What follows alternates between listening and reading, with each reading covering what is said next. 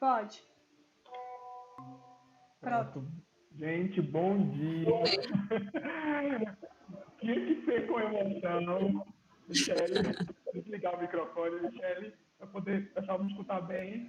Gente, bom dia a todos e todas. Sejam muito bem-vindas. Primeiramente, eu começo pedindo desculpa pelo contratempo. O YouTube quis nos deixar à mão, mas deu certo.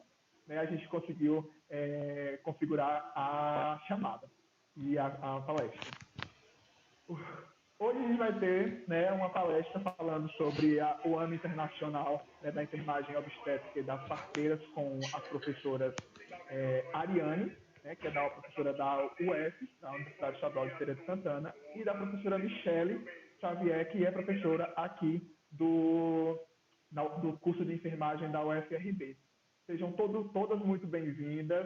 Né? Agora vamos nos acalmar depois desse contratempo. Eu queria avisar que a comissão vai estar colocando a lista de presença aqui na descrição do vídeo, que vocês podem estar preenchendo os dados. Isso é muito importante para a geração de certificados, tá certo? Hoje a gente vai ter palestras também à tarde, e a gente pede desculpa novamente pelo nosso atraso, mas foram fatos que não está na nossa competência, e vocês podem estar escrevendo perguntas para os palestrantes no chat. E aí a gente vai ficar, no final, a gente vai trazer para que elas possam responder. Tá? Um abraço, bom evento a todos e todas, e eu estou por aqui, e a gente vai se falando. Fique à vontade, meninas. Como o professor Nuno falou, a gente quer pedir desculpa, mas é algo que foge, né, da nossa expectativa, que são essas questões relacionadas à rede. Mas o importante é que a gente conseguiu aqui estabelecer essa conexão para fazer um bate-papo, ok? Então, gente, primeiro eu quero me apresentar. Como o professor Nuno falou, eu sou a professora Michele Xavier, eu sou professora, né, sou docente assistente do Centro de Ciências da Saúde aí da UFRB, e sou enfermeira obstetra. Atualmente estou doutoranda no programa de pós-graduação em saúde coletiva da UFES, e também sigo aqui na minha trajetória, porque sou mestre em enfermagem, especificamente na área da saúde da mulher, e sigo aqui minha trajetória de estudos, também estudando mulher e dando continuidade agora no doutorado, com o neonato de risco, que é o prematuro, e especificamente em relação ao aleitamento materno. O que é que eu falo um pouco em relação a essa questão do meu processo de doutoramento, é que para que vocês entendam essa trajetória aí, e hoje a gente vem trabalhando especificamente com a terapia, que é tratar bebê recém-nascido prematuro de muito baixo peso com colostro. Então, nesta minha apresentação, é importante falar um pouco sobre esse momento que eu venho vivendo, para que vocês compreendam, inclusive, o nosso debate, o nosso discurso, nesse momento de afirmação da nossa existência como enfermeiro, e em especial como enfermeira obstetra. Então, eu quero, primeiro, agradecer também ao professor Nuno pelo convite, agradecer a toda a comissão da Semana de Enfermagem da UFRB, da 12ª Semana de Enfermagem da UFRB, e dizer que eu tenho uma gratidão enorme, que eu estou bem feliz em poder participar desse momento, porque, embora estando afastada em processo de doutoramento, eu me sinto presente e fico muito feliz em perceber o sucesso da Semana de Enfermagem e em perceber o quanto a UFRB está viva, não é? As pessoas têm usado a frase, têm usado muito a questão de dizer o mundo parou. Eu acho que para a gente o mundo não parou, não. A gente segue aí, embora algumas questões de fato tenham parado, mas especificamente em relação ao nosso mundo acadêmico, a gente tem mostrado, como o FRB e as demais outras universidades que eu tenho acompanhado, que a gente segue também ainda um fluxo de latência, de vivência, e de mostrar o poder da gente estar discutindo e construindo saberes e conhecimentos, principalmente na área da enfermagem, tá certo? Então, assim, muito obrigada a todos pelo convite, e eu fico muito feliz. E nesse processo, quando eu digo mesmo afastada, eu fico aqui nesse processo de formação a longo tempo, que é o doutorado, visionando de que forma eu posso levar toda essa construção de conhecimento para a UFRB. E quando a gente está nesse momento de discussão, especificamente como a Semana de Enfermagem, é que a gente vê o quão rico e importante é investir na ciência e o quão rico e importante é a gente se manter, né, transmitindo esse conhecimento e essas informações que a gente vem agregando ao longo do tempo para todo mundo. E dessa vez a gente tem transmitido para uma plateia muito maior, que é o nosso desafio, né? Que é estar aqui na rede, na internet, levando essas informações. Então, gente, é isso aí, é gratidão, é felicidade e é um misto também de uma série de coisas que todos nós temos vivendo. Quero agradecer a professora Ariane. Oi? Shelly, Oi? no chat estão dizendo que está dando eco. Tem algum outro som ligado próximo a você? A mim, não. A única coisa que está ligada próximo a mim é o meu ar-condicionado. Será que eu vou precisar desligar? Vou desligar para ver se melhora. Tá bom. Olha aí. Será que vai melhorar? Me sinalizem. Eu te escuto bem. Ok. Agora melhorou, realmente. O som ficou bem mais... Ficou? Continue. Então vocês me falam, tá bom? Vou sentir um pouco de calor, mas vai dar tudo certo. Desliguei o ar-condicionado. Então, assim, antes de chamar a professora Ariane, eu quero agradecer a ela, dizer a ela que ela é muito bem-vinda de volta à casa que um dia foi dela, dizer que a gente fica muito feliz com que ela tenha, por ela ter concordado em participar desse bate-papo, e eu especialmente porque a gente tem uma trajetória aí de construção de conhecimento e de profissionalismo na área da obstetrícia e na área da atenção à saúde da mulher juntas. Então, assim, eu imagino que vai ser um momento muito, muito proveitoso e muito satisfatório para nós duas, certo? Antes também de chamar a professora, chamando a atenção para esse ano de 2020 e para a posição da gente como enfermeiros obstetras nesse momento, tá certo? Então, agora eu vou chamar a professora Ariane. Como eu já disse, ela é muito bem-vinda. A professora Ariane, ela é enfermeira obstetra, ela também é mestre em enfermagem na área da saúde da mulher. Ela é docente da Universidade Estadual de Feira de Santana e é com muito prazer que a gente recebe, pesquisadora do NEPEM, né? E é com muito prazer que a gente recebe aqui a professora Ariane para a gente bater esse papo. Bom dia a todos, bom dia a vocês, desculpem aí as tecnologias, elas nos ajudam, mas também, né, tem esses desafios, esses percalços. Eu queria começar com uma frase de um pensador, que é o Larossa, que ele fala que aquilo é a experiência, aquilo que nos passa, ou que nos toca, ou que nos acontece. E ao nos passar, nos forma e nos transforma. E essa frase dele é bem pertinente para esse momento que nós estamos vivendo, né? É um momento que a gente precisa, sim, passar por isso, nos tocar por isso. E eu espero que a gente se transforme enquanto sujeito, enquanto humanidade, por tudo isso que nós estamos vivendo. E com essas palavras também agradecer, né, ao professor Nuno, agradecer ao UFRB, que foi minha uma grande trajetória acadêmica, onde eu maravilhosos 8 anos. Agradecer ao convite, né, para a participação dessa semana de enfermagem em nome do professor Nuno. E não poderia deixar também de falar de vários professores que são professores aí da casa, do CCS, que é o Centro de Saúde, do Centro de Ciências da Saúde, que também são particularmente meus amigos e que eu sei que fazem muita diferença para a enfermagem. Não dá para citar todos, mas em especial Rubani, Éder, Josele, Deise, Paloma, Vera Patrícia, né, Patrícia Marques e tantos outros queridos. Michele, que também chegou quando eu já estava saindo e é uma amiga também, temos uma trajetória juntas de 19 anos, né? Então é muita coisa, né, Michele, que nós temos juntas. E agradecer a todos, né? Eu vou tentar, pelo tempo, vou tentar dar uma acelerada na minha fala. Primeiro, como o Michele já destacou, né?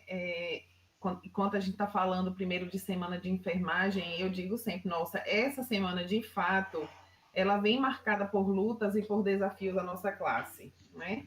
Ela vem reafirmar a importância e a significância que a enfermagem tem em defesa do SUS, em defesa das políticas públicas de saúde, e ao mesmo tempo desmascarar para a sociedade em que grau de precariedade nos encontrávamos e ainda nos encontramos.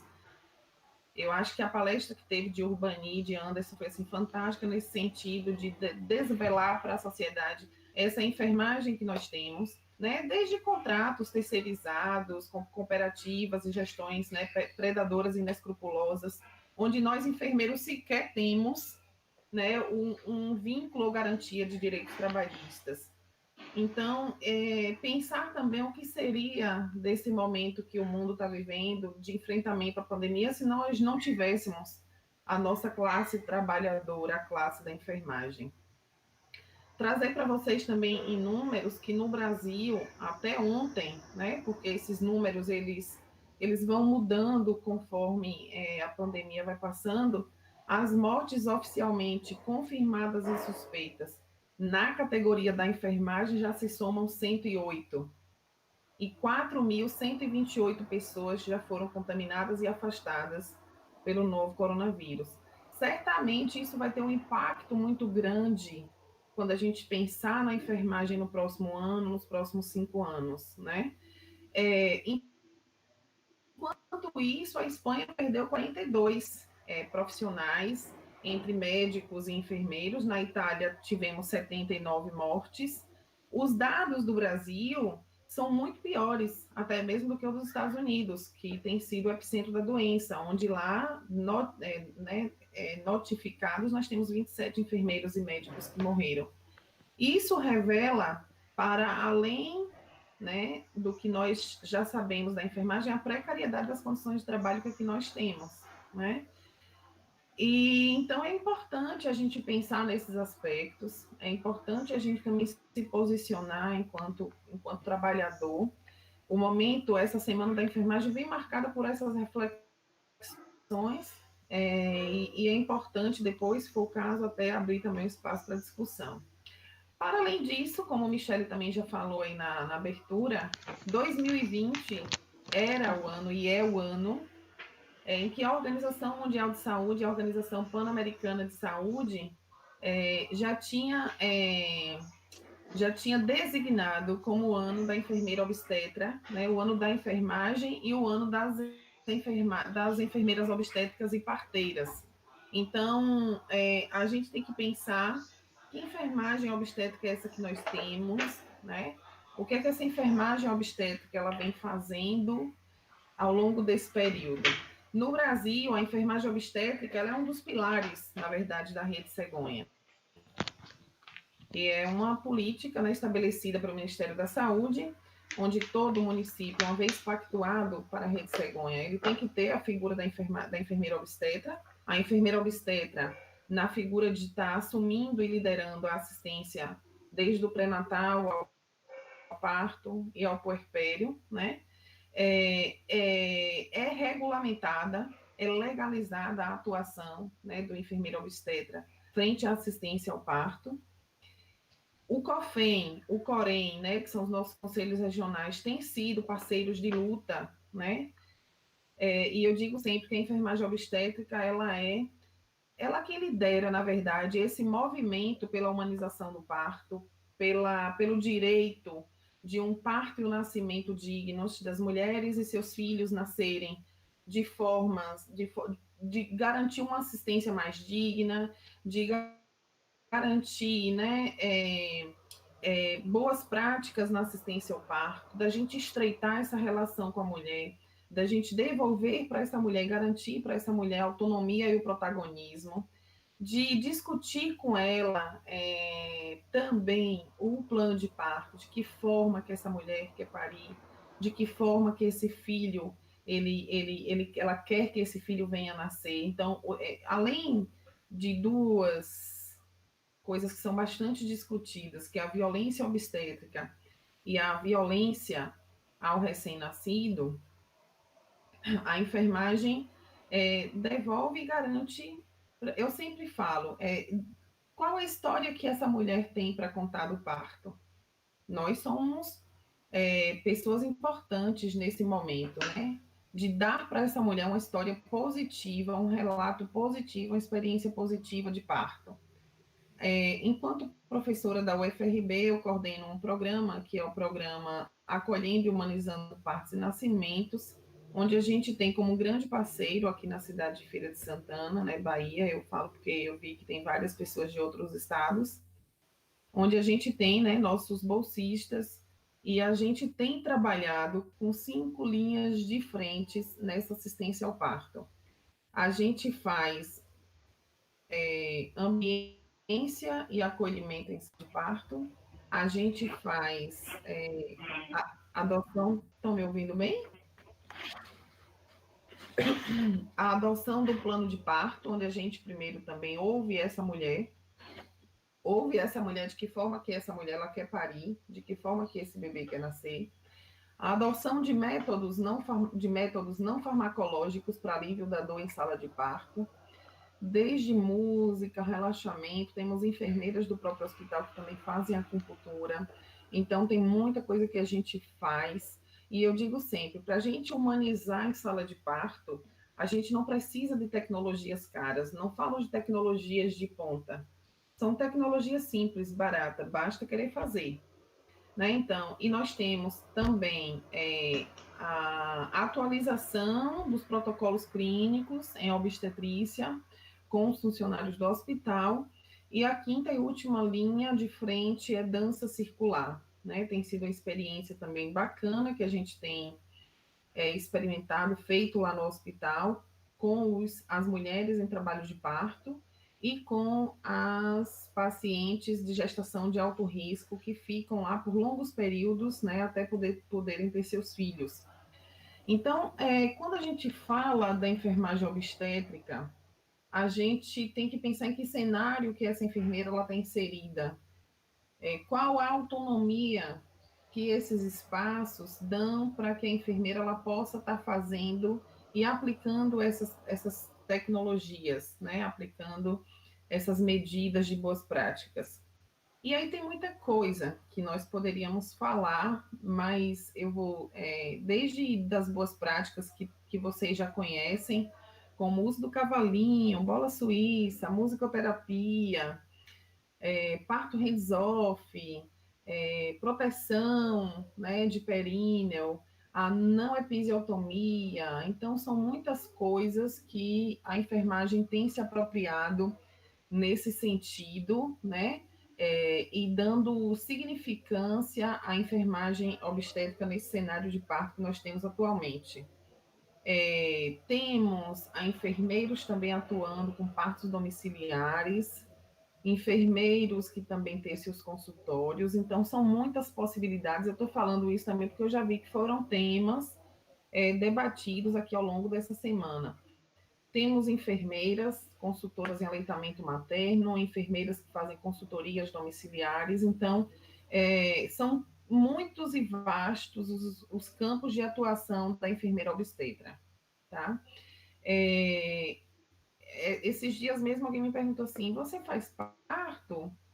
Né? E aí eu falei sim, e você faz né, sutura? Então, é importante também a gente falar isso sobre a legalidade, né, enquanto a discussão, né, do ato médico, em que a enfermeira obstetra, uma vez habilitada, ela tem sim, ela tem é legal o bloqueio anestésico, então a sutura, mas isso não é uma prática hoje rotineira que a gente milite a fazer, muito pelo contrário. A nossa militância hoje vai de encontro a não episiotomia. Então, eventualmente, se precisar, a gente vai estar fazendo isso, mas é legal. Eu só queria falar em relação à legalidade né, nessa discussão e nessa polarização de ser ato médico ou não ato médico, né? E lembrar que nós, enquanto enfermeiras obstetras, nós somos responsáveis por uma infinidade de ações que articulam, né, os principais cuidados básicos da enfermeira obstetra, como prevenção, diagnóstico e tratamento de doenças transmissíveis, pensar aí também nos serviços que estão relacionados à saúde sexual e reprodutiva, incluindo planejamento familiar, os cuidados com a saúde materna e neonatal, imunização, o apoio à amamentação, que a gente vai falar aí melhor, né, Michele? Destacar o papel da enfermeira obstetra nessa militância, né, pelo parto normal, pelo parto humanizado, como eu falei para vocês, pelo direito de assistência à qualidade ao parto e nascimento, pela garantia de direitos dessa mulher e desse recém-nascido e de sua família. Lembrando que hoje a gente não olha só a mulher, a gente olha o todo, né? Em que espaço também essa mulher está inserida. E pensar agora, que eu acho que é a grande provocação desse nosso encontro, dessa nossa conversa, o que mudou na obstetrícia frente à pandemia, frente ao novo coronavírus. Primeiro, eu queria chamar vocês para vocês refletirem em que contexto essa grávida ela se encontra, né? A gravidez por si só, ela já é permeada por questões fortemente culturais. Então, a grávida, quando ela engravida, quando ela se descobre grávida, ela envolve toda a família, ela envolve os seus amigos. E essa mulher hoje, por força das circunstâncias, ela deve estar isolada, ela deve estar em casa, ela deve estar protegida em casa, ela não deve receber visitas. Aí, até coisas assim, muito pormenores, a gente tem que pensar. Essa grávida, ela deixou de poder ir na rua, né? Comprar, programar o enxoval, ela não pode receber visitas, né? E olha que a gente ainda não está falando do parto puerpério, que são momentos mais críticos aí, se a gente pensar nesse momento todo que essa grávida vai vivenciar, né? Então, assim, em que contexto essa grávida está? Qual o momento que elas estão vivendo? Para além de ser ou não ser grávida, todos nós estamos vivendo um momento peculiar no que diz respeito aos impactos, né, da saúde mental, da ansiedade, da angústia, do sentimento de solidão. Imagine essa mulher agora grávida, onde as questões hormonais elas são fortíssimas, né? A labilidade emocional da grávida já é diferenciada. Então, a gente tem que pensar em acolher essa grávida. Liguem mais para gestantes.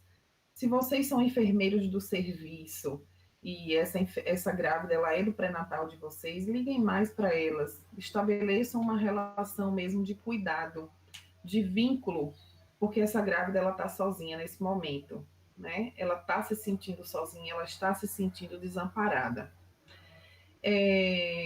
Eu coloquei algumas perguntas aqui, inclusive para direcionar, né, nossa conversa.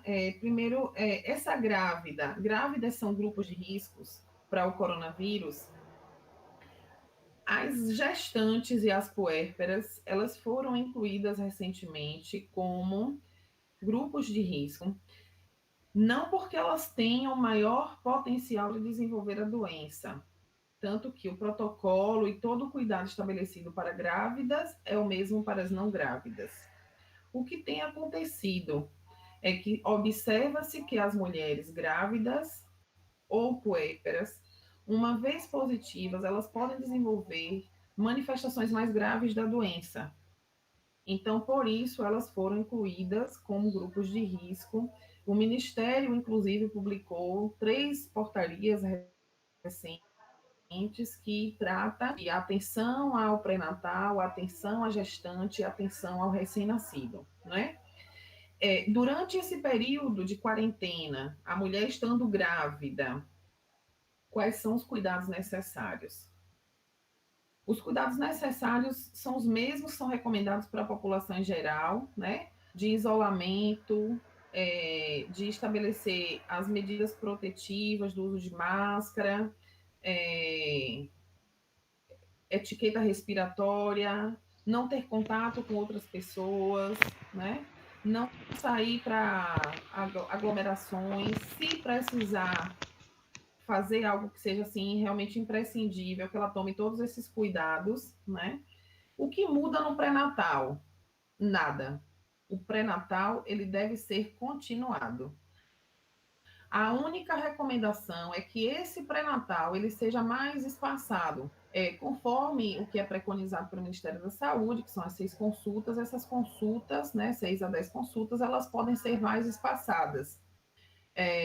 Os enfermeiros da atenção básica, que são enfermeiros aí pré-natalistas, eles podem estar espaçando mais o pré-natal, orientando essas gestantes que, se o próximo retorno for apenas para mostrar exames que ele já solicitou, ele já avaliou essa gestante, elas podem estar passando por alguma outra via que não necessariamente seja presencial. E aí eu queria chamar a atenção para o telemonitoramento, que tem sido um meio, né, da gente estar seguindo com essas gestantes. Inclusive, vocês devem ter ouvido falar, os estados fizeram, nós também estamos fazendo aqui em Feira de Santana, que é o @Fale com a Parteira Feira de Santana. Nós já atendemos nesse período muitas mulheres, mais de 300 mulheres, nesse período nós já atendemos.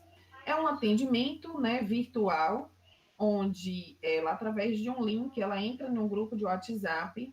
O grupo não é para socialização, não é para trocar ideias, ela não fica permanentemente nesse grupo. Ela entrou hoje, ela vai ser atendida por uma enfermeira obstetra que está no plantão, e daí ela é atendida no privado, né? Não é nada no grupo. E é uma forma também que as enfermeiras pré-natalistas podem estar fazendo com suas pacientes, né?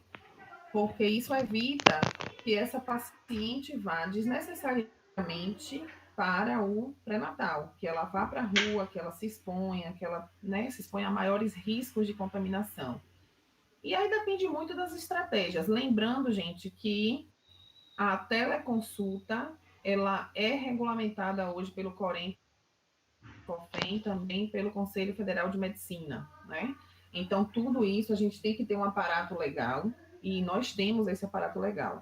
O @Fale com a Parteira Feira de Santana, ele é formado hoje por 11 enfermeiras obstetras aqui de Feira de Santana, tem em várias outras cidades e estados.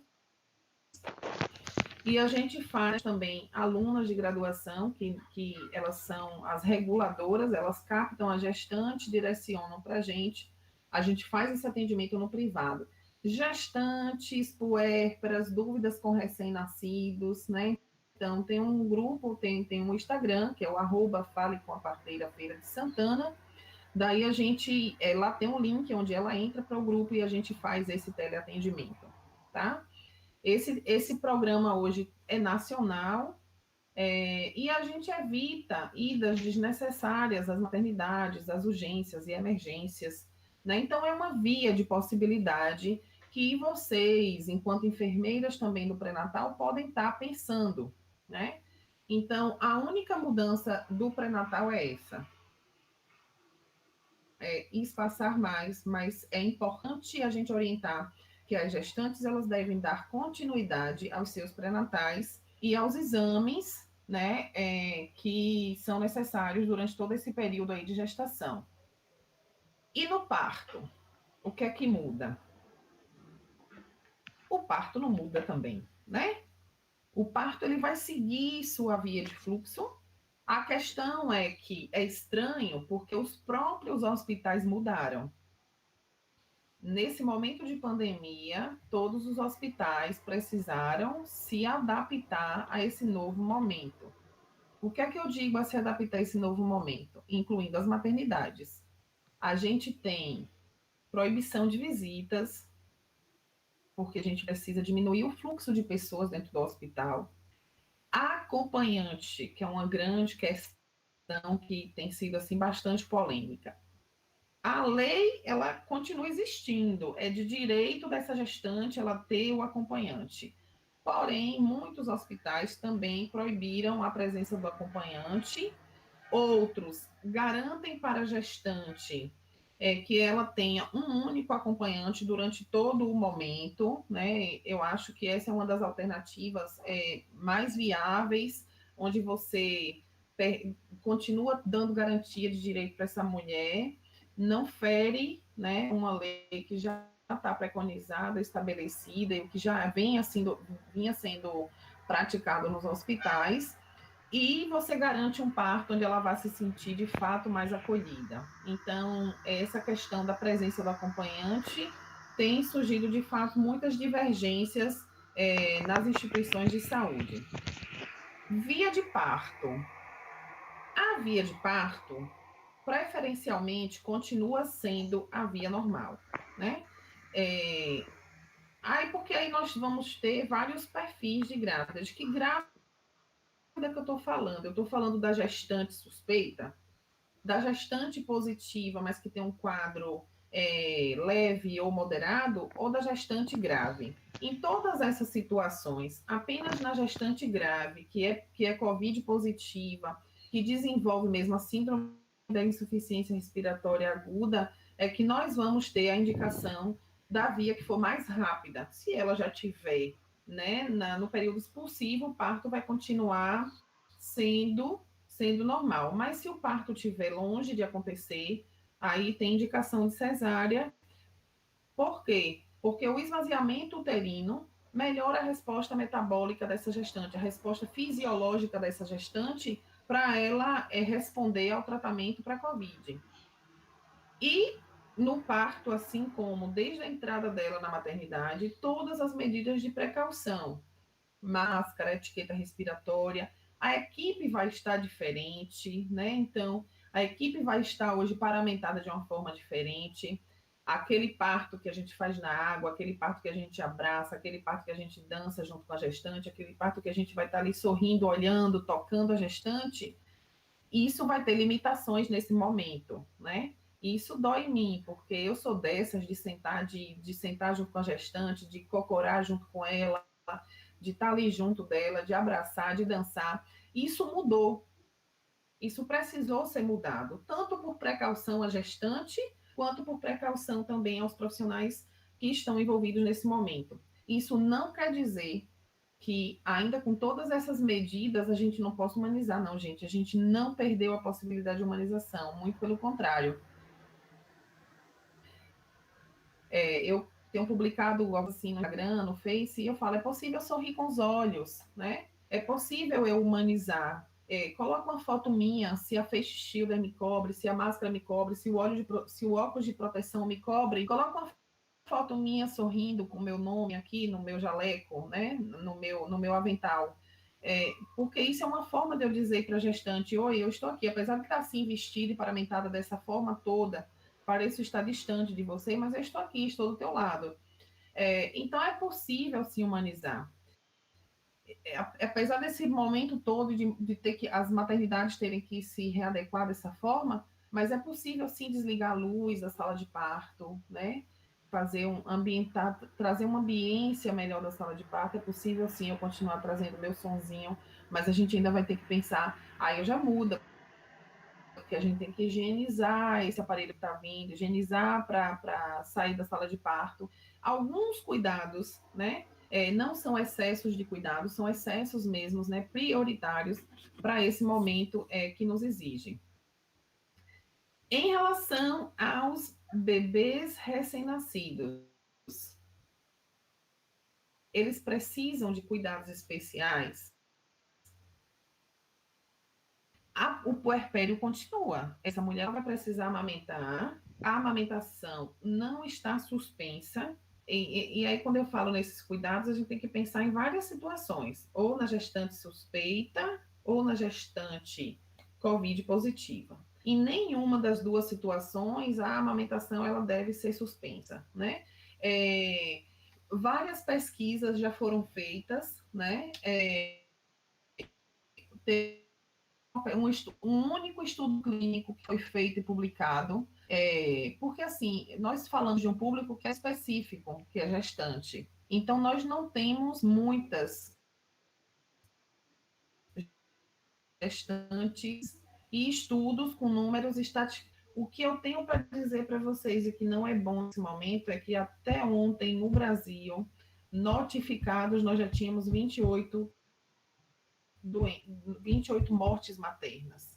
Esse é um dado que nos entristece, né? Pois bem, no único estudo já que foi publicado, que foi um estudo clínico, de 9 pacientes positivas, Covid positivas, destas 6 tiveram tudo testado: líquido amniótico testado, sangue do cordão umbilical testado, leite materno testado e suave de orofaringe do RN testado. E nenhum destes foi encontrado vírus da Covid, tá? Então, até o momento, não há documentação de transmissão vertical na gestação no período neonatal. O que se sabe, então, isso foram as publicações mais recentes, né, da FEBRASGO e outra publicação também inglesa, de que não existe a transmissão intrauterina ou transplacentária. Acredita-se que a placenta seja uma barreira de transmissão aí de infecção para infecção. Mas alguém viu lá que teve um caso que encontrou na placenta. Alguém disse que o RN, alguém publicou que o RN estava positivo. Então, tem surgido, né, esses questionamentos. Não tem estudos ainda concretos, mas a recomendação da Sociedade Brasileira de Pediatria e também de Ginecologia e Obstetrícia é não suspender a amamentação. A amamentação está mantida. E se a paciente for por COVID positiva, se a gestante, né, agora puérpera, ela for positiva, as recomendações são as mesmas. Máscara no momento, lavar as mãos antes de pegar esse bebê. Ela vai ter só que evitar um pouco aí o contato com o bebê, porque se ela ainda estiver positiva, porém leve, né? Ela tem o quadro leve da doença, mas ela vai manter a amamentação.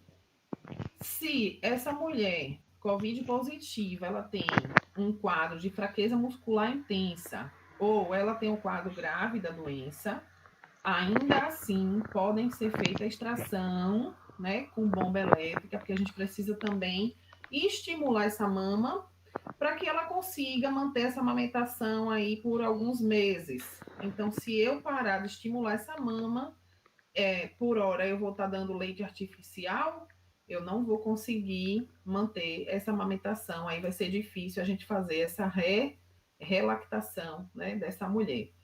Se essa mulher for uma mulher que esteja grave na UTI, entubada, sem poder ter contato pele a pele com seu bebê, sem poder cuidar do seu bebê, lógico, aí é uma situação onde o aleitamento vai ser artificial, né? Que mais, minha gente? Grávidas podem tomar vacina H1N1?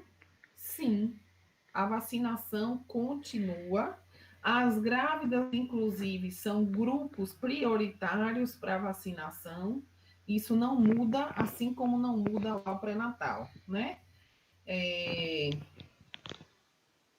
Michele quer fazer alguma outra consideração? São tantas coisas que nós podemos falar, mas, assim, a princípio, né, é isso que eu queria falar, assim, que os estudos científicos, eles apontam que a fisiopatologia, né, da COVID na mulher grávida, na mulher gestante ou na puérpera, ele é o mesmo para o adulto.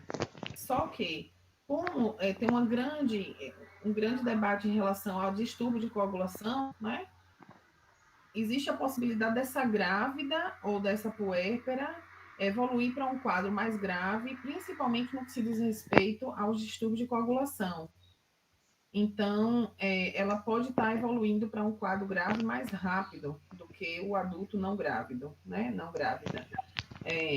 Mas o risco de contaminação, de transmissão, é igual para todos, tá? Isso. Para o adulto, a adulta não grávida e a adulta grávida.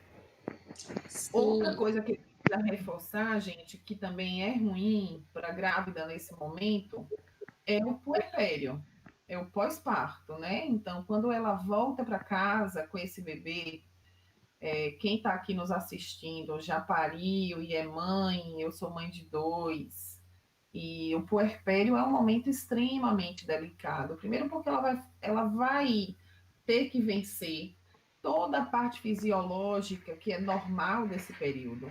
As variações hormonais, a labilidade emocional.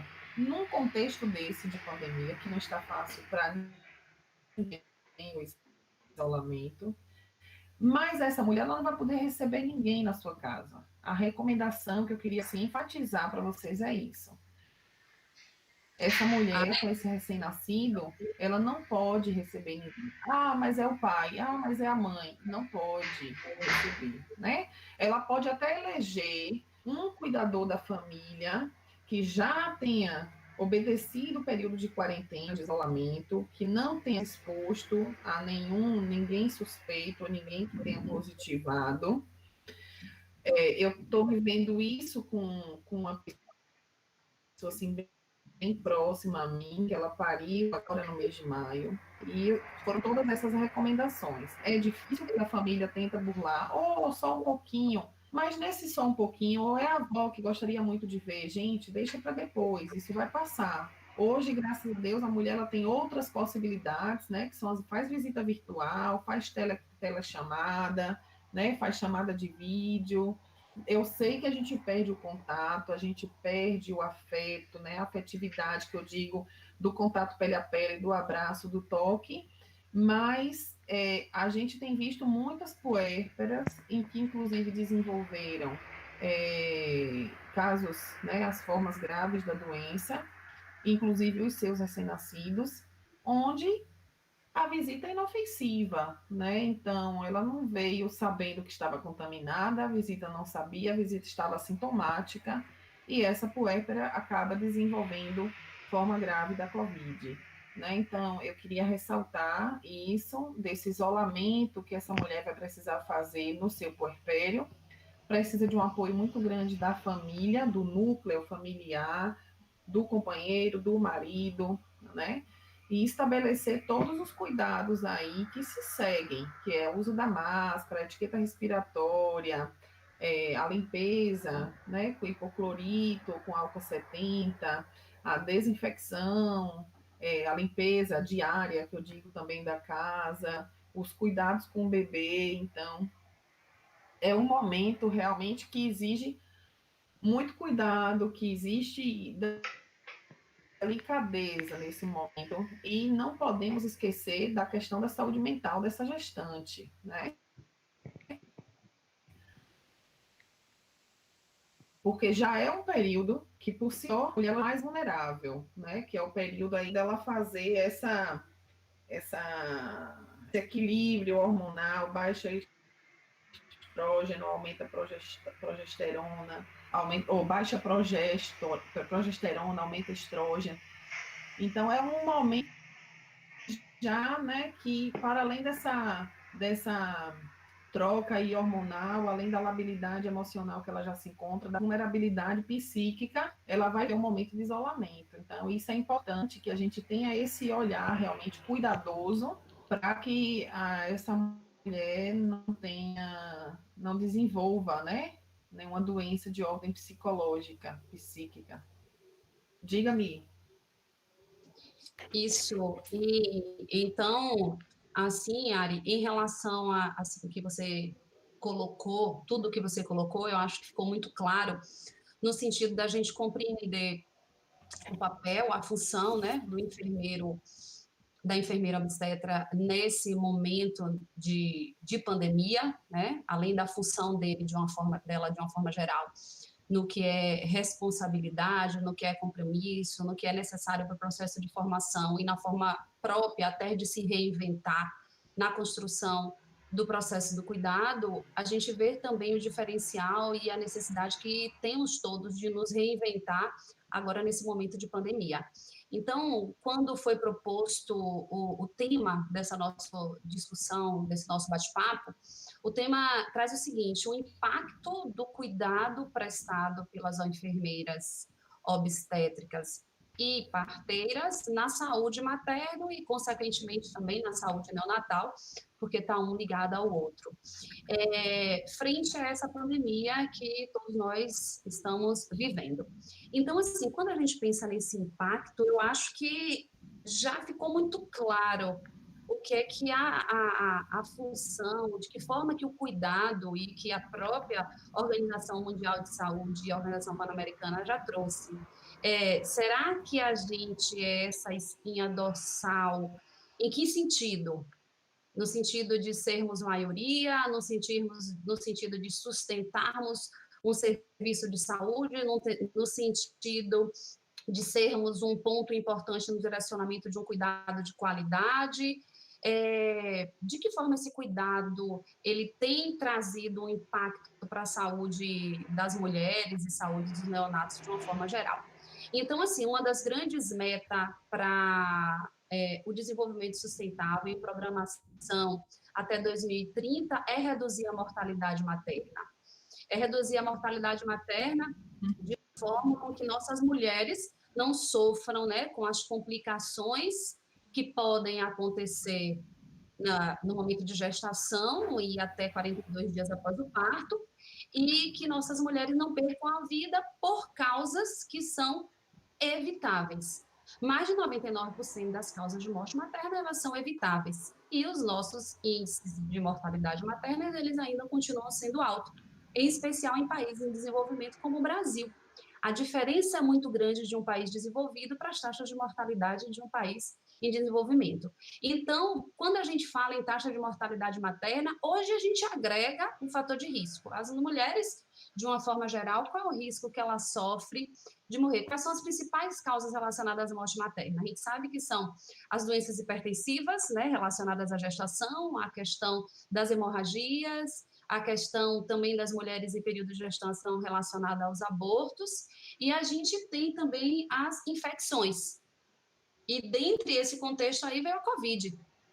Então, ou seja, a gente tem um fator de risco adicional, que é um fator de risco que, embora a gente veja que o fenômeno da Covid-19, a gente pode chamar como fenômeno, porque ele é multifacetado, depois, mais à frente, hoje a gente tem uma discussão, amanhã a gente já tem uma outra, hoje a gente todas as colocações que foram feitas por você aqui, Ari, hoje é algo que está posto, amanhã já pode ser diferente, amanhã a gente já pode mudar todo esse discurso, porque nós Sim, todos... isso é importante que Michele...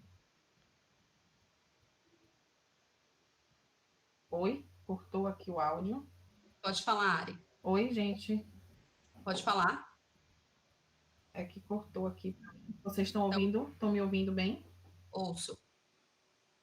Isso que Michele chamou a atenção, viu, gente? Porque a apresentação fica disponível no YouTube, fica aí nas redes sociais. Mas lembrando que os números eles mudam, eles vão mudar conforme o avanço da pandemia. Os protocolos também, eles certamente também mudam conforme novas descobertas ou novos achados vão baseando, né, novas evidências científicas. Então, os protocolos eles podem ser mudados. O que a gente está apresentando hoje é o que nós temos até hoje, que dá até hoje 20 de maio de 2020. Então, esses protocolos eles podem ser alterados. Outra coisa, Michele, que eu gostaria de ressaltar e tem sido um dos questionamentos das gestantes que nos procuram é em relação a essa gestante está trabalhando, ela pode ser afastada do trabalho?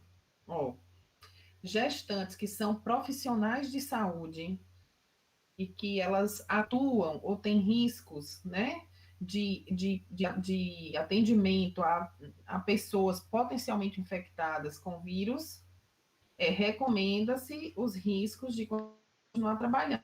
Então, elas precisam ser avaliadas pelo serviço, né, de medicina da sua instituição, e existe já alterações também para que essa mulher ela seja afastada assim do trabalho. Se o trabalho dela não a expõe a riscos, aí isso vai ser avaliado, né? Então, é uma das dúvidas, entendendo que teve uma portaria, né, onde já se compreende como uma doença ocupacional. Então, isso precisa ser avaliado. Grávida, a vulnerabilidade dela, apesar de ser igual à de um adulto, de uma população adulta geral, mas ela tem possibilidades de desenvolver a forma grave e acometer também o recém-nascido, uma vez que não pela transmissão vertical, mas pela transmissão no depois aí, na fase puerperal. Exatamente. Então, é isso aí que a gente precisa saber e perceber, porque a gente está compreendendo que o mundo todo tem debruçado energias no campo da ciência para poder saber como tudo isso vai se desenrolar. Então, é um processo de determinação, de determinação social, né, dessa doença. Então, o processo de saúde e doença relacionada ao momento que estamos vivendo, e em especial o que nós estamos discutindo aqui em relação às mulheres, que a gente está falando na obstetrícia, porque muitas vezes as pessoas pensam que a obstetrícia está específica ao ciclo gravídico puerperal. Mas a gente fala de uma atenção na saúde da mulher como um todo. Então, tem a questão da saúde sexual e reprodutiva, que também é responsabilidade, é compromisso de muitos enfermeiros obstétricos, né?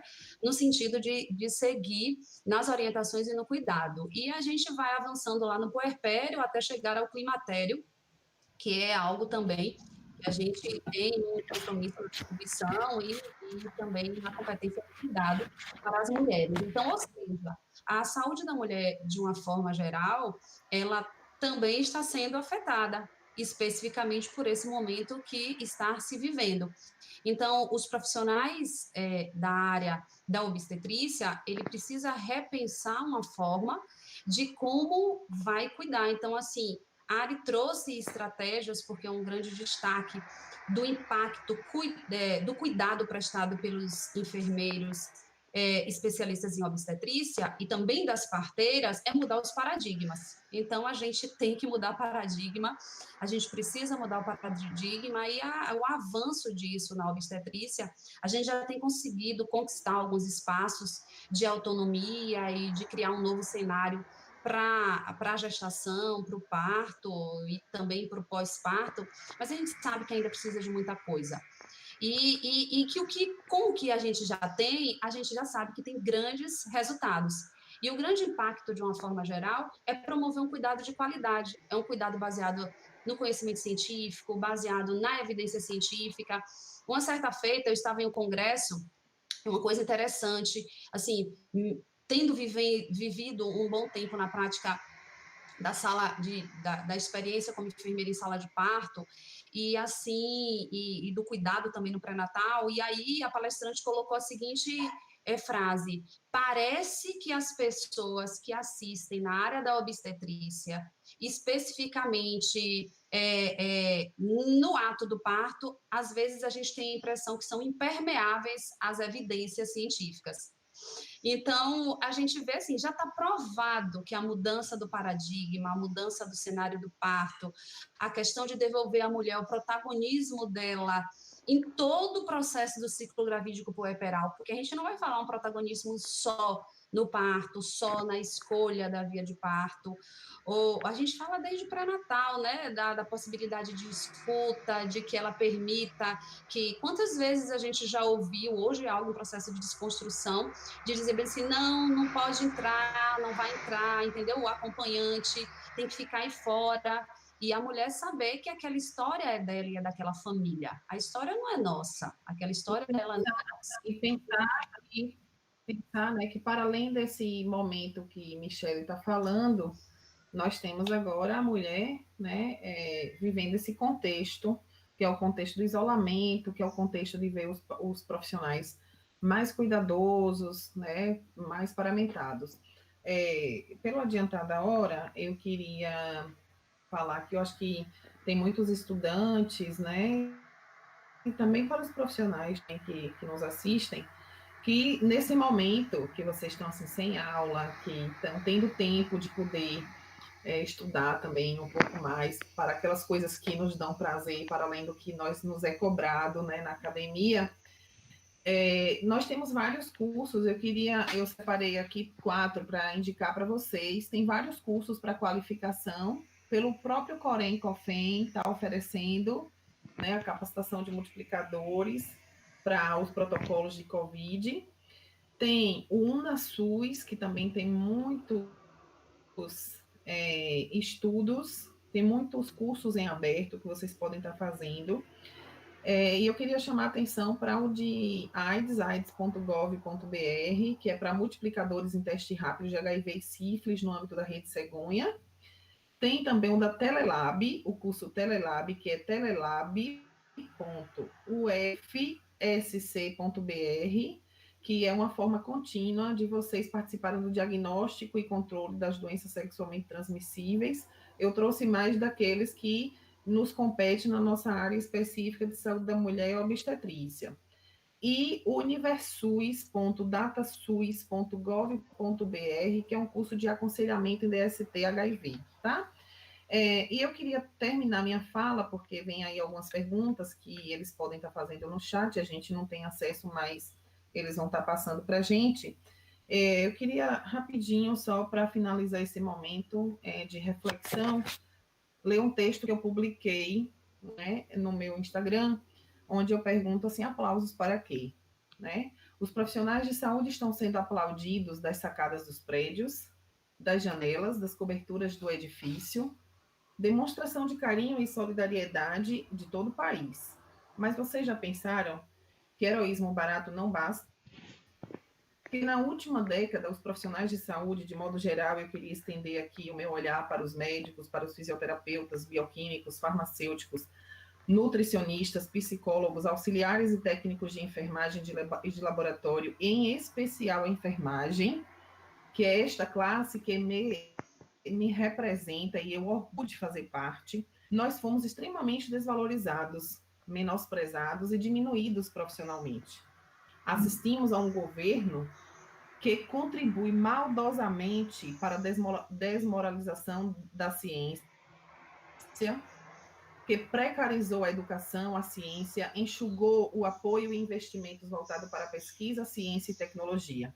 Os conselhos de classe perderam fôlego no meio da discussão da profissionalização. E hoje nós temos faculdades e universidades a toque de caixa, formando profissionais, Deus lá sabe como, até na modalidade à distância. Sucatearam os hospitais, encolheram os nossos salários, precarizaram as condições de trabalho, avolumaram a carga horária de trabalho, terceirizaram as gestões hospitalares e as contratações, limitadas às cooperativas e gestões predadoras e injuriosas. O Brasil dedicou-se a construir estádios de futebol, que agora se improvisam em hospitais. Dá para acreditar nisso, gente? E agora? Agora estamos no meio de uma epidemia, de uma pandemia. E agora, em meio a essa pandemia, do que nos espera em meio ao caos? Vocês nos aplaudem? Agora, toda essa tropa, a tropa da enfermagem, não dorme. Nós estamos vigilantes, esperando por vocês, nas unidades básicas de saúde, nas UPAs, nas policlínicas, nos SAMUs, nas maternidades, no Brasil afora, nas portas das emergências, nas UTIs, nos centros cirúrgicos. Vigilantes, nós não podemos dormir, nós não podemos temer, nós não podemos vacilar. Não tem leito de UTI, não tem coisa simples, como equipamentos de proteção, óculos, máscaras especiais, aventais impermeáveis, luvas, e é por isso que estamos morrendo. Os hospitais já estão abarrotados. Vocês que eu falo sociedade, vocês sociedade agora reconhecem os nossos esforços? Vocês agora nos aplaudem? Vamos combinar, gente, que heroísmo barato não dá. É preciso muito mais. É um exercício diário de entrega, de reconhecer a enfermagem, de confiança, uma enfermagem que cuida do outro, uma enfermagem ciência, e enfermagem também de medo e sofrimento. Mas sigamos, pois escolhemos estar aqui com vocês. Escolhemos estar aqui com vocês nas maternidades, escolhi estar com vocês nos partos, escolhi estar com vocês na universidade. É dessa enfermagem que nós precisamos reconhecer, é dessa enfermagem que nós precisamos aplaudir, mas aplaudir com respeito, porque heroísmo barato não dá. Então, é com essa fala que eu queria terminar, né, minha exposição e passar aí para a Michelle, para a comissão organizadora.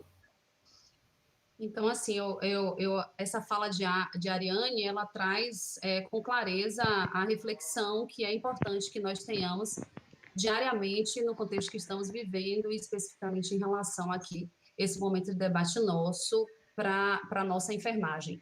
Então, assim, depois dessa fala, Ariane, é interessante como eu vou finalizar com o próprio slogan, na verdade não foi um slogan só, eles usaram alguns slogans, a Organização Mundial de Saúde, para falar a respeito da enfermagem, porque caracterizou a enfermagem no ano de 2020 como o ano da enfermagem, né? Então, ou seja, vamos ver se de fato se faz valer, porque me parece que as suspeitas já se existia de que a gente era importante, as suspeitas já se existia que precisávamos de valorização e que a gente é necessário no serviço de saúde para que a gente traga impacto. Inclusive, destacaram também a nossa área da obstetrícia e a presença das parteiras. Então, assim, gente, o impacto de uma forma geral, como eu já disse, que é importante do nosso cuidado, de uma forma geral, para a saúde da mulher e do neonato, é a redução da mortalidade em todos os sentidos, especificamente também na área da saúde mental, que é um processo que tem abordado em todas as realidades, especificamente as mulheres, que a gente já falou da labilidade emocional, da questão dos hormônios, essa coisa toda. A questão dessa mudança de paradigma associada a uma mudança de paradigma, inclusive da própria postura do profissional nesse momento e do reconhecimento das pessoas em relação à enfermagem, porque a gente está tendo um reconhecimento do momento, a gente está tendo uma valorização que a gente espera que não seja de um momento, porque a gente vai estar presente num contexto, a gente continua presente no contexto do cuidado como realmente algo importante. Então, a gente perde... quando a gente se vê lá no Jornal Nacional, eu não me lembro do Jornal Nacional, não sei se já teve em algum outro momento, fazer algum tipo de homenagem ou comemoração específica para a enfermagem. Então, a gente viu, então, por trás disso, tem uma série de coisas que a gente precisa refletir para que depois a gente possa conquistar os nossos direitos, não apenas lutar, mas conquistar de fato pelos nossos direitos por pessoas que realmente sabem, ou pelo menos já cogitaram que a gente é importante, o necessário mesmo é colocar em prática. Então, é ter profissionais habilitados, profissionais que tenham conhecimento, que faça ciência, que faça a evidência científica valer, que mude, né, que traga as boas práticas, que mude as suas práticas e que não sejam impermeáveis à ciência. A gente não pode ser impermeável de fato, porque a ciência ela é a base de tudo isso. E também a questão de ser ético, né, de ter um cuidado voltado para o ser humano.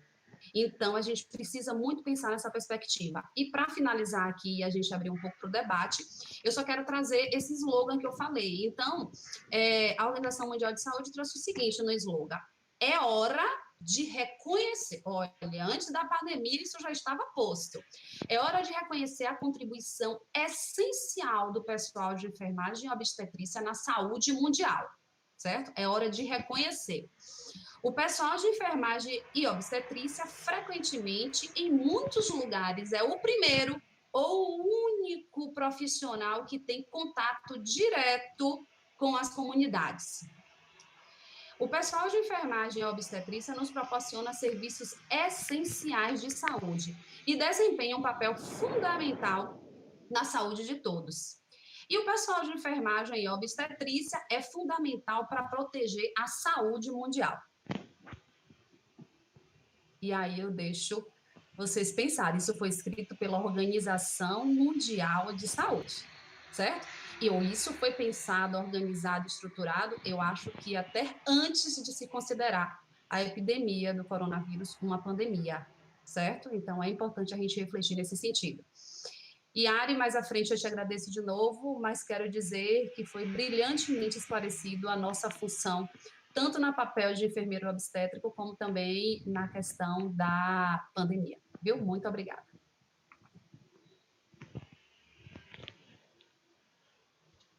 Eu estava aqui me dividindo entre os comentários, as perguntas. Professora Michele, professora Ariane, muitíssimo obrigado pelas contribuições, né? Essa fala de conclusão. Estou curiosa para ouvir esses comentários. Tá tudo salvo no YouTube, para que vocês possam ver. A gente selecionou algumas perguntas, tá? Que muitas foram contempladas por vocês, até estavam perguntando se vocês estavam acompanhando o chat, porque vocês estavam respondendo o que estava posto lá pelos participantes. Isso foi bem legal. A gente selecionou algumas perguntas aqui, eu vou começar por essa aqui da Cesiana Amaral, né, que ela pergunta assim: e a enfermeira obstetra, em sua opinião, o que melhorou na prática profissional e o que ainda precisa melhorar na sua categoria profissional?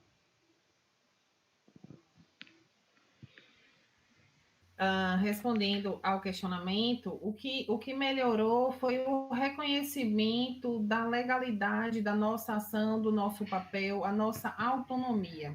Lógico que isso depende muito em que espaço, em que cenário você está inserido, né? Então, chega na maternidade, você assume o papel, que está previsto, inclusive, pela Rede Cegonha, é que, enquanto enfermeira obstetra, eu tenho total autonomia e assuma o parto normal, né? Eu não preciso de outra figura, de outro profissional para conduzir e assumir esse parto, né? Então, depende muito do contexto que você está. Nos contextos dos quais, né, eu tenho me inserido, eu assumo o parto normal com total autonomia, com total segurança.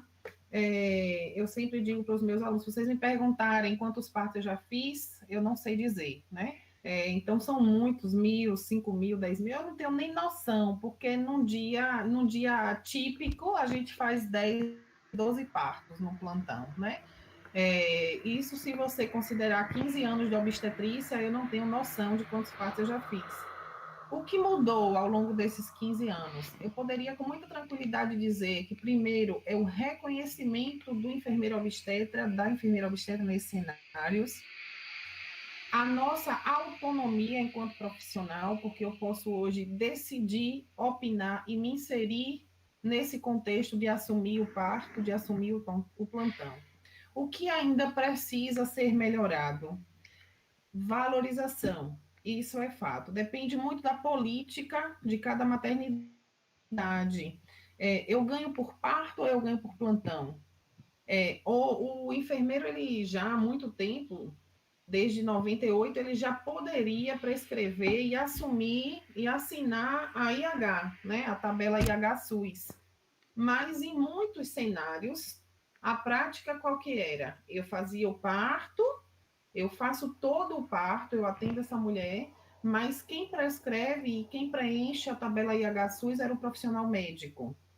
E isso tem mudado muito. Nos últimos anos, a gente vê que o enfermeiro, ele deve prescrever o pós-parto, ele deve assinar o feito. Era uma das coisas que eu debatia muito nas reuniões da Rede Cegonha, como que eu faço o parto e o outro que legitima o feito? Né? Então, assim, isso mudou, Michele, né? Porque a gente hoje assina o parto, a gente prescreve o pós-parto, eu faço toda a discriminação do parto. Assim, é uma das coisas que eu falei numa das últimas reuniões. O enfermeiro, ele vai receber por parto, como que é a política, né? Fora isso, a inserção do enfermeiro obstetra em outros cenários.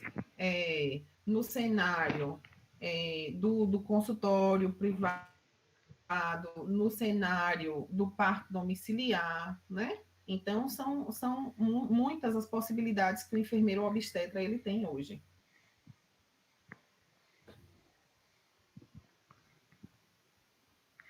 Michele, quer falar algo? Eu posso fazer outra pergunta? Pode fazer outra pergunta. Contemplou. Ok. A professora Amália pergunta, né, como vocês visualizam as vulnerabilidades sociais e a assistência obstétrica às mulheres negras esse tempo de pandemia do Covid-19. Professora Amália. Essa pergunta só podia vir de Amália, né? Provocativa. É bem complexo quando a gente tenta visualizar as mulheres grávidas em diferentes contextos sociais, isso é fato, né? Eu tenho aquela grávida que ela pode simplesmente estar em casa, o fique em casa, né? O hashtag fique em casa e ser cuidada e ter acesso a bons serviços, aos seus pré-natais, que ela tem plano de saúde, e a gente tem visto isso, inclusive tem sido uma experiência na pele, na prática, com o programa, com o projeto Fale com a Parteira. E aquela gestante que ela tem dificuldade de ir para a maternidade, de dar continuidade ao seu pré-natal, até porque muitos municípios, isso tem sido uma queixa, muitos municípios simplesmente suspenderam os pré-natais. Muitas enfermeiras, muitos profissionais deixaram de estar nos serviços, também com medo, né, da contaminação, ou porque se suspeitaram em algum momento estar positivo, ou tiveram contatos com profissionais suspeitos, porque uma das coisas que tem chamado a nossa atenção é a grande transmissão entre profissionais, né, e aí acabou que muitas mulheres têm relatado essa dificuldade da continuidade do pré-natal.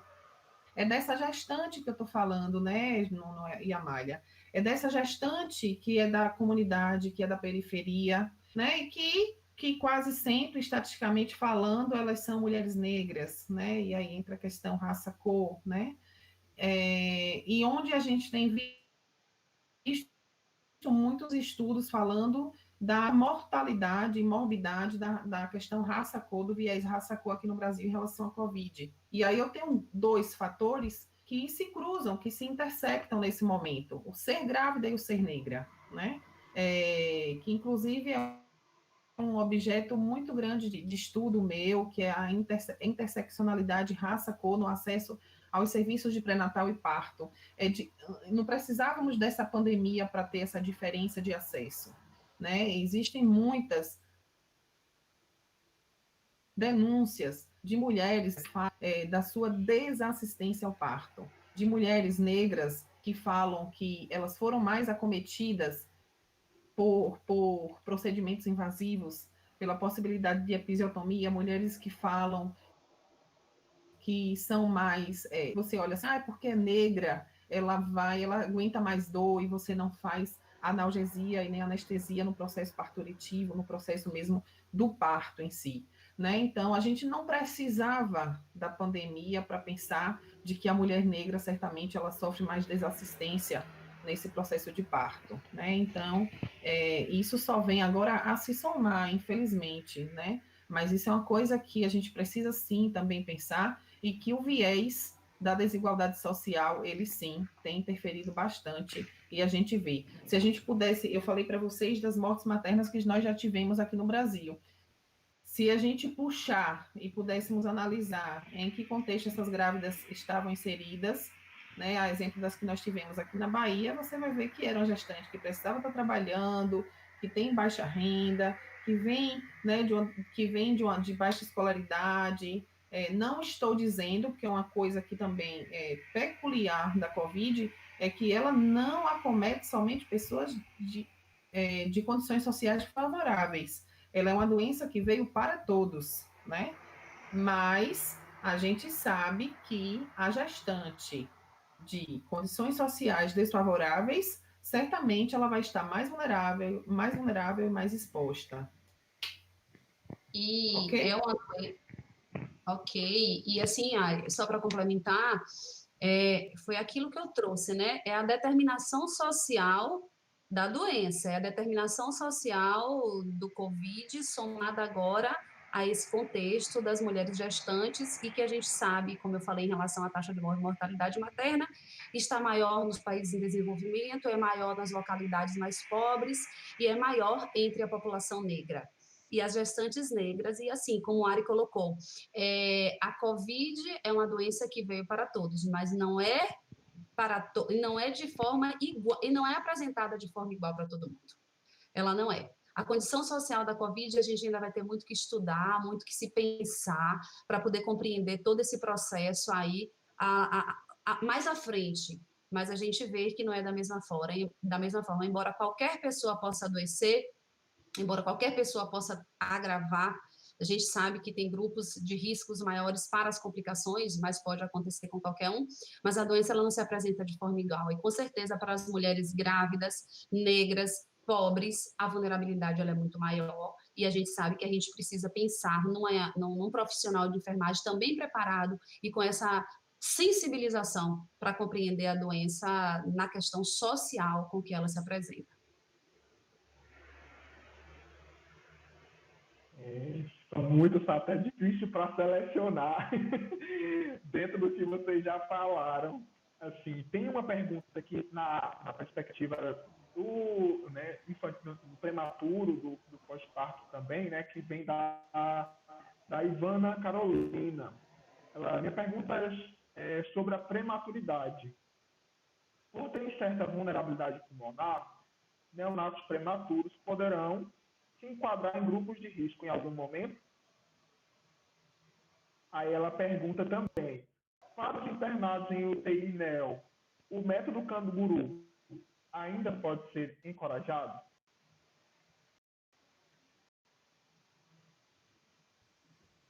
Michele ou eu? Oi?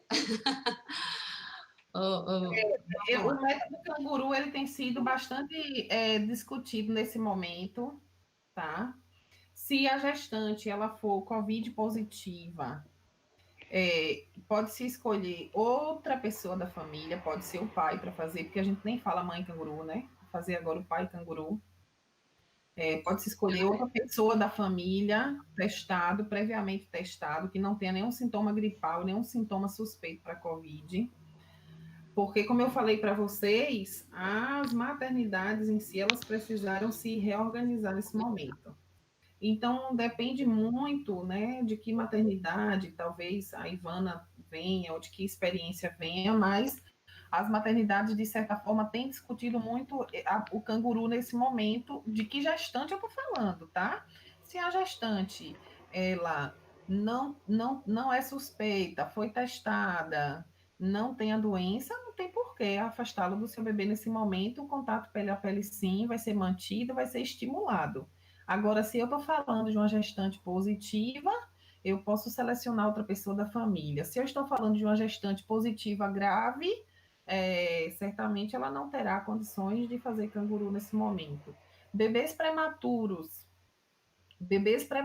eles têm maior vulnerabilidade? Sim. Independente ou não da Covid, ele já é um bebê, né, que nos inspira atenção, nos inspira cuidado, e se, além de prematuro, ele teve uma mãe COVID positiva, ou ele é COVID positivo também, até porque foi uma das coisas que, enquanto nós estávamos aguardando entrar ao vivo, a gente estava conversando, eu e Michele, essa questão assim, como que a gente acaba de dizer que não existe transmissão vertical, que existe barreira transplacentária, e existem relatos de RNs recém-nascidos positivos. Uma coisa que a gente precisa chamar a atenção é a manipulação desse RN, né?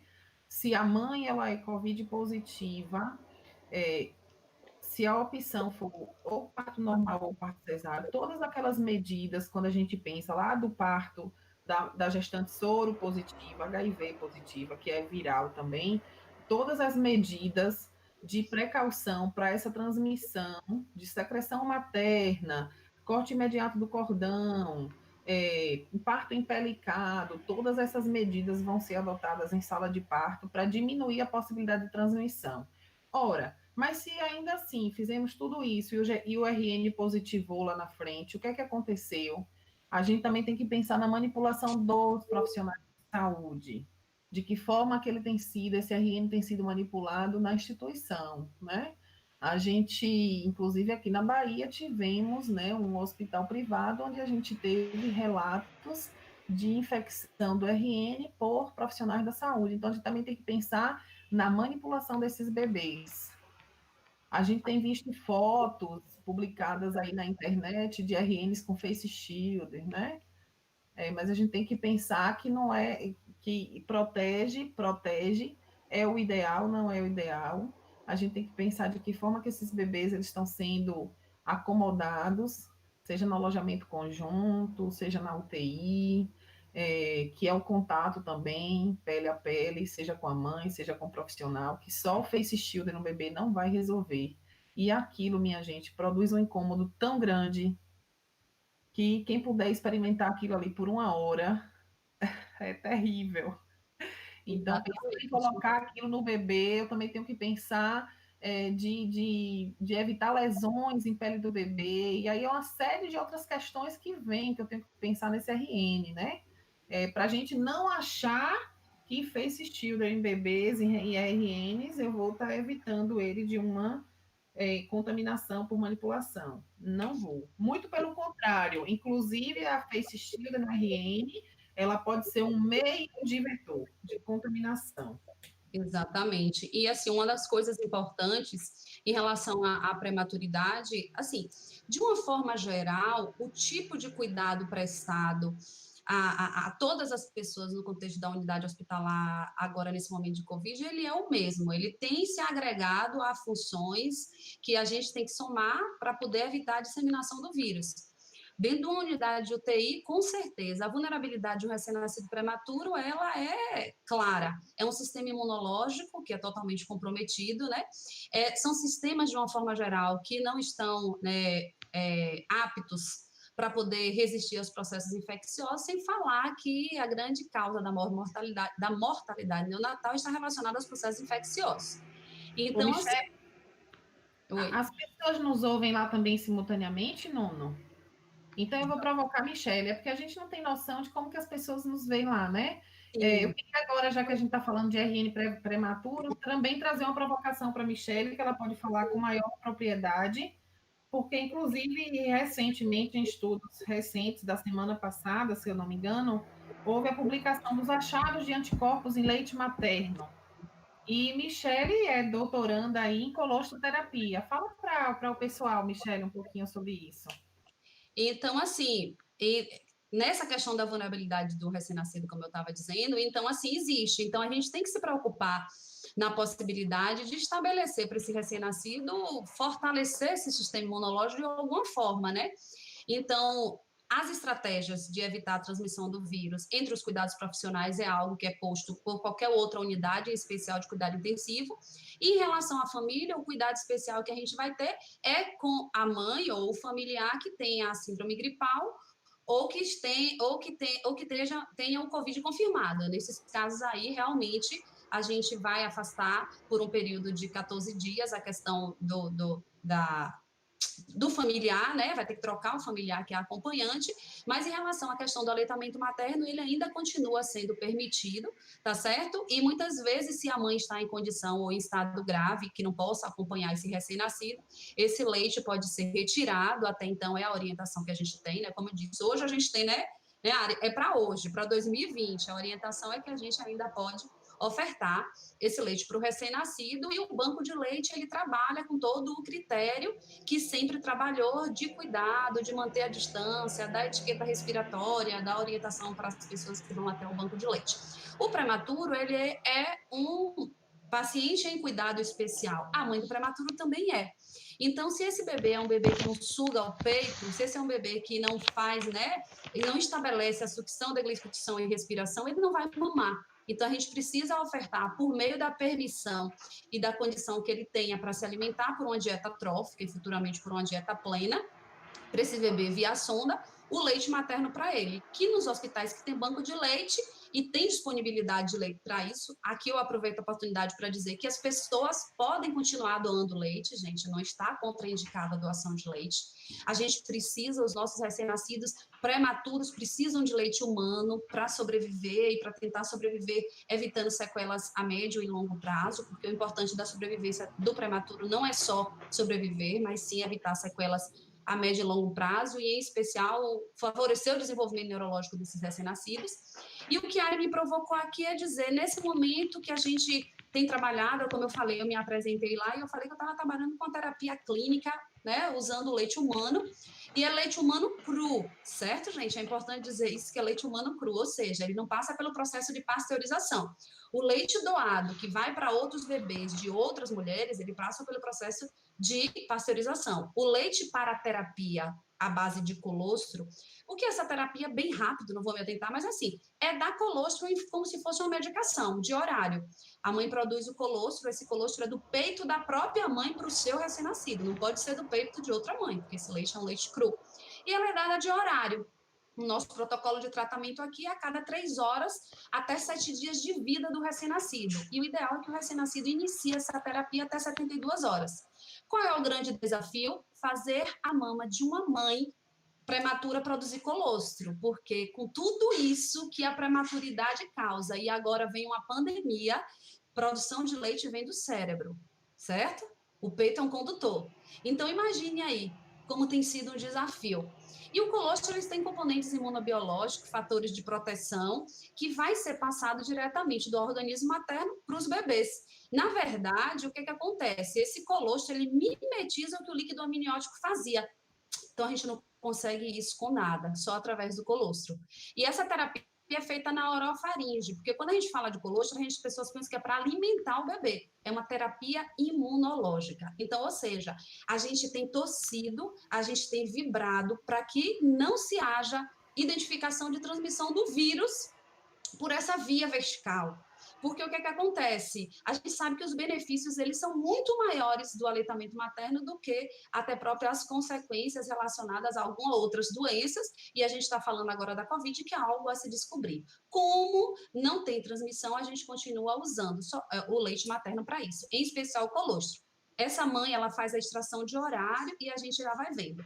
E, como a Ari falou aí, estudos que já diz que traz, porque assim, o colostro ele é rico em imunoglobulinas protetoras, e em especial a IgA, mas a gente também tem IgM. Então, ou seja, a gente chama o colostro, meio que teve um professor lá no doutorado que ele disse, esse negócio de colostro é meio que um mantra, quase uma religião para você.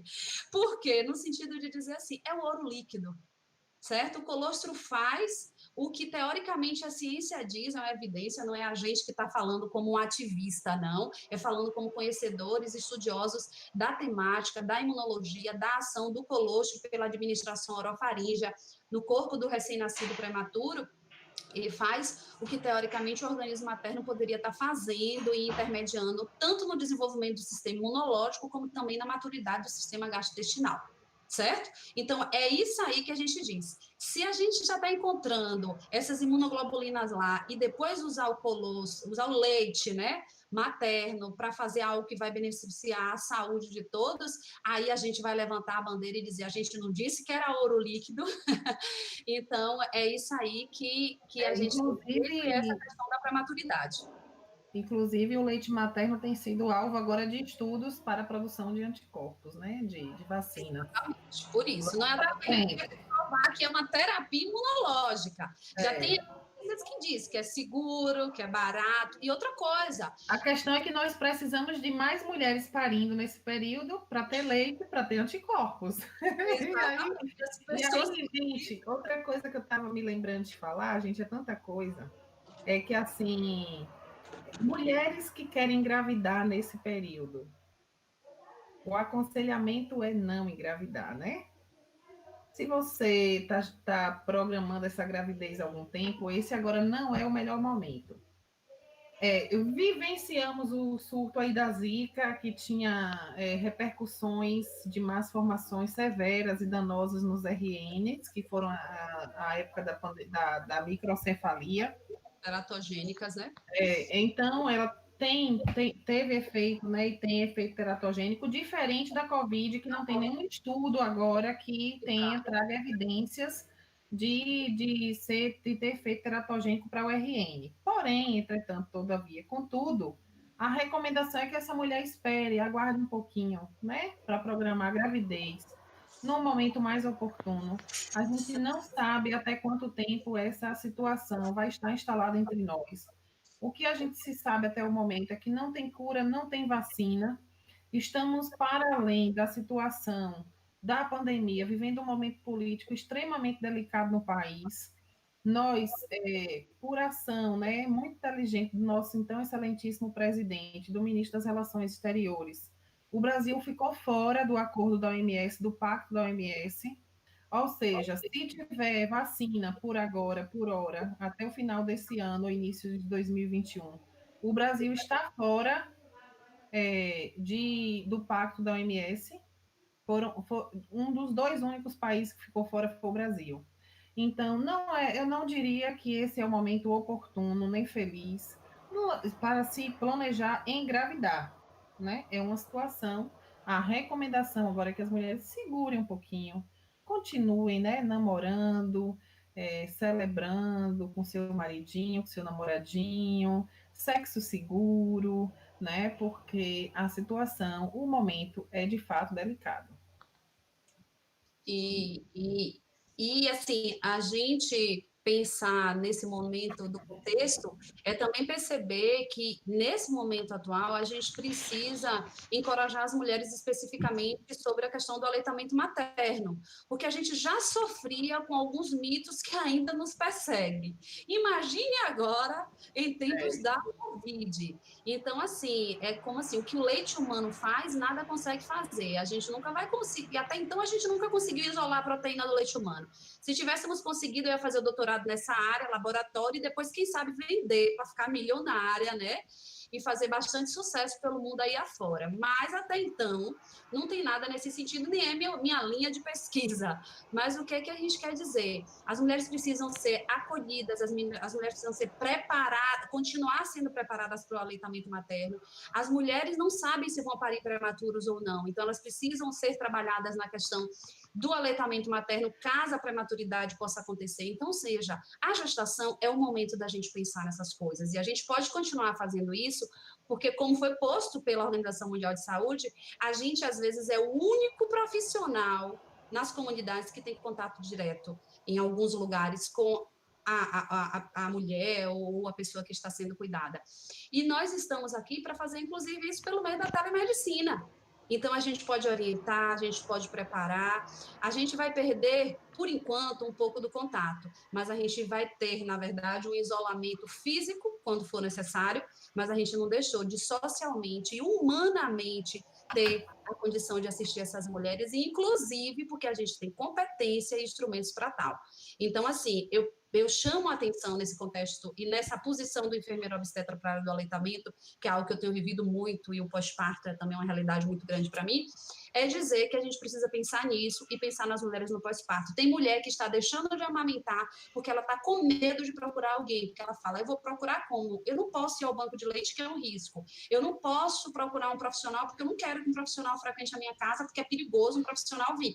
E aí ela está tendo mastite, as mulheres continuam tendo mastite, continuam tendo dor a amamentar, fissura mamilar, e elas estão desistindo, algumas mulheres, de amamentar, porque elas não têm visto o meio. E a gente sabe que a telemedicina, que é algo regulamentado, que a nossa profissão pode fazer, embora a gente já tenha muitas enfermeiras fazendo isso, mas é algo que a gente precisa discutir e estimular e dizer, não esqueça, as mulheres podem amamentar, inclusive a norma técnica do Ministério, que as mulheres que têm infecção pelo Covid também, tá certo? Agora, as mulheres que estão em condição grave, aí já é diferente, a extração, a questão do distanciamento entre o leito do bebê e o leito da mãe, essas coisas todas são normas especiais que a gente precisa respeitar, tá bom?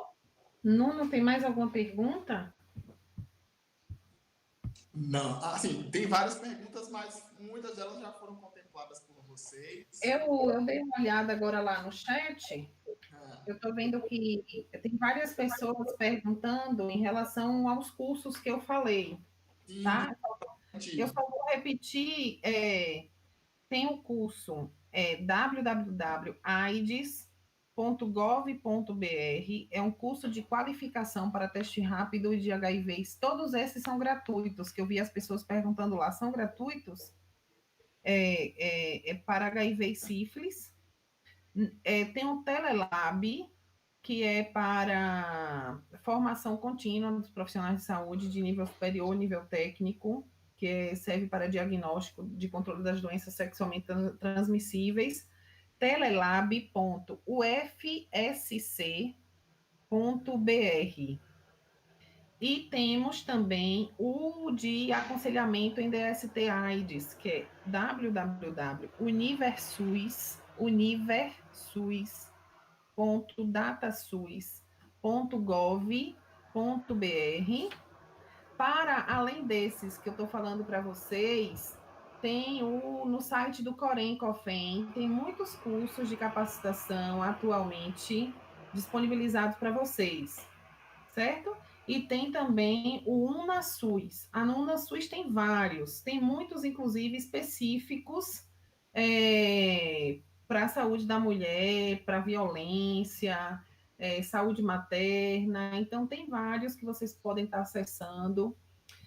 Aproveitem o momento. Eu sei que esse momento não é o momento que nós escolhemos estar vivendo, que nós não gostaríamos de estar vivendo, mas toda a humanidade está atravessando, né? Estamos passando por esse momento. E aí aproveitem em casa, né? Aproveitem em casa para poder estudar o que de fato dá prazer para vocês. Se é obstetrícia, a área que porventura vocês têm interesse, estamos aqui, tá certo?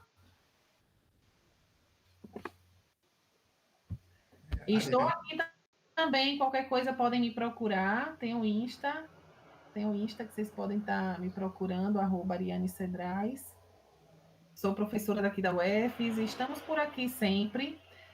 Faço parte, eu queria divulgar também o NEPEM, que é o núcleo do qual eu faço parte, sou pesquisadora e coordenadora do programa Acolhendo e Humanizando Partos e Nascimentos, que todo mês nós fazemos atualizações, certo? São atualizações presenciais, a gente vai pensar aí nesse novo momento, mas se vocês também puderem acompanhar a página do NEPEM no Insta,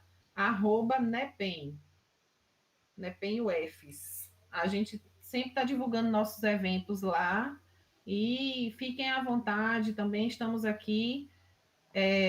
Obrigada, Nuno, por essa oportunidade fantástica. Depois eu vou ver lá no chat o que as pessoas têm colocado de dúvida, de comentário. Michele, parceira fantástica de longas caminhadas, 19 anos juntas. Obrigada aí, companheira. Valeu, Ari. E dizer, gente, que eu saí da UFRB, mas a UFRB não sai de mim, não, tá? Eu fui professora da UFRB há muitos anos, tenho um orgulho danado da UFRB. Sou apaixonada pela UFRB, apaixonada por um bocado de professor maravilhoso que está aí, que eu sei que faz a diferença. São meus parceiros de vida, eu diria. E enfermagem sempre, né? Então, hashtag lute como enfermeira, estamos juntos. Assim, tem muitas coisas colocadas no chat, né? E, assim, em nome da comissão organizadora, a gente agradece esse momento enriquecedor, esclarecedor, que todos, não só eu, vocês vão poder ver no chat os elogios que são justos. Muitíssimo obrigado, Ariane, muito obrigado, Michele, por aceitar esse desafio que é para todos nós, né? Nós, enquanto comissão, enquanto curso de enfermagem da UFRB, a gente manifesta a nossa gratidão pelo aceito de participar e compartilhar todos os conhecimentos que foram abordados nessa manhã aqui. Pedimos desculpa a vocês e aos participantes pelo contratempo na internet, mas eu acho que é importante destacar isso, que são coisas que não estão no nosso controle e que podem acontecer. Então, caso isso aconteça em outros momentos, a gente a gente tem certeza que a gente está por trás. A Michelle e a Ariane prestaram bem atenção que a gente ficou numa tensão para resolver para vocês, né? Então, assim, agradecer, meninas, muitíssimo obrigado, foi muito rico. Espero que a gente tenha outras oportunidades para estar discutindo a temática. A palestra vai ficar salva para quem quiser reassistir ou indicar para outras pessoas assistirem, tá? Não. Agradecemos demais. Oi, Ariane, quer falar? Antes de finalizar, a gente quer falar tanta coisa, eu queria fazer uma propaganda, na verdade, acabei de colocar lá no chat, que é um projeto que a UF está fazendo que é o Providas. O Providas é um grupo de professores daqui do curso de enfermagem e de física da UFES, onde nós estamos produzindo as face shielders, né, que são aquelas máscaras faciais. Foi uma vaquinha assim voluntária, onde nós arrecadamos um volume grande de doações, até ultrapassamos as doações. Então, que nessa pandemia eu não parei, na verdade, porque tem sido muitas coisas, muitos projetos que a gente tem dado início, né? O Providas, ele foi iniciado agora, e a gente tem distribuído máscaras faciais, doações para as instituições de saúde, para os municípios.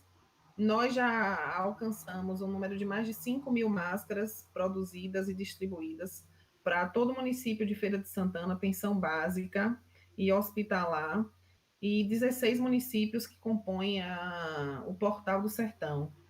Eu queria também dar uma salva de palmas para esses professores, que incansavelmente nós não temos parado, né, durante esse período de pandemia, e pensando em proteger os nossos colegas, os profissionais de saúde, e tem sido, assim, um trabalho fantástico, gente. Eu me orgulho muito de fazer parte dele. Podem acompanhar também, tem uma página onde a gente divulga dia a dia as entregas para os municípios, para as instituições de saúde. E é isso, dizer, como o Michele falou no início, que da UFRB, assim como a UFRB, a UFES também não tem parado, tem se reinventado nesse momento, né, da pandemia, e principalmente, né, eu queria destacar aqui esses professores que compõem o projeto Providas. E agradecer mais uma vez a vocês. Nós que agradecemos. Michele, eu vou abrir espaço para você falar também.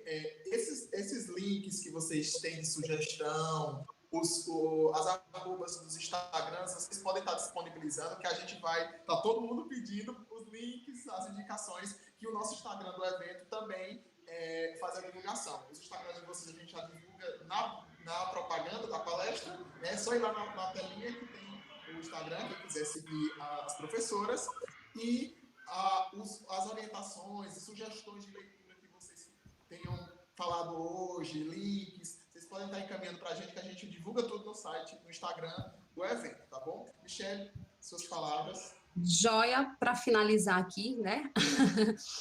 Fico feliz que as pessoas estejam ainda nos acompanhando. A gente sabe que é um bate-papo um pouco longo, mas a gente sabe que é um bate-papo gostoso, que de repente passa, né?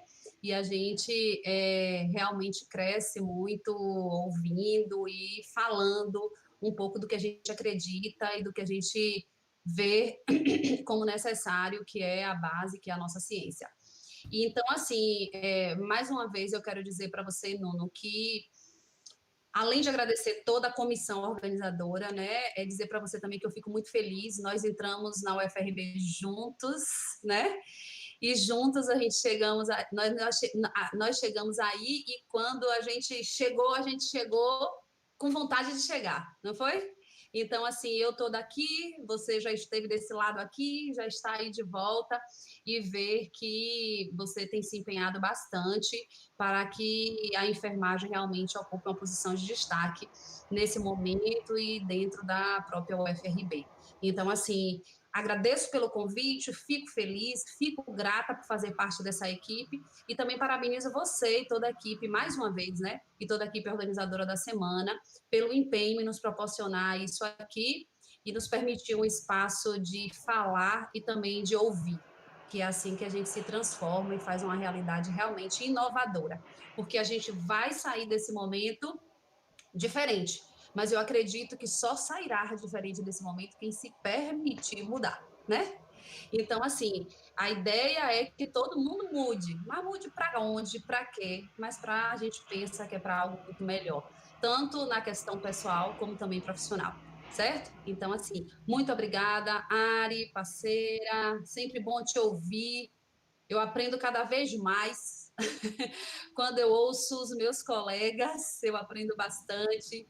Então, assim, é muito bom saber que a gente tem um processo de formação lá na nossa base juntas e perceber que a gente continua ainda na mesma vontade de mudar, de crescer, de levar essa informação, esse conhecimento adiante.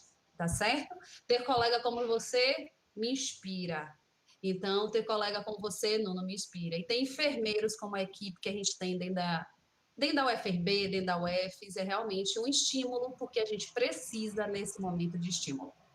Certo? Muito obrigada. Nós que agradecemos, Michele e Ariane, pelo aceite, como eu falei, de participar do evento.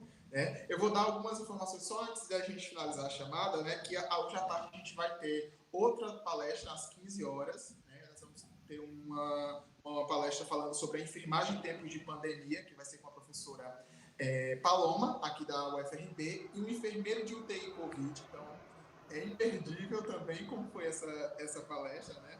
A gente vai ter, vocês podem se inscrever no canal e ativar o sininho para vocês receberem a notificação. É sempre importante que, considerando alguns contratempos na internet, que vocês estejam atentos também ao Instagram, que a gente vai informando tudo lá, tá certo? E à tarde a gente conversa mais. Meninas, um beijo, muito obrigado por tudo. Obrigada.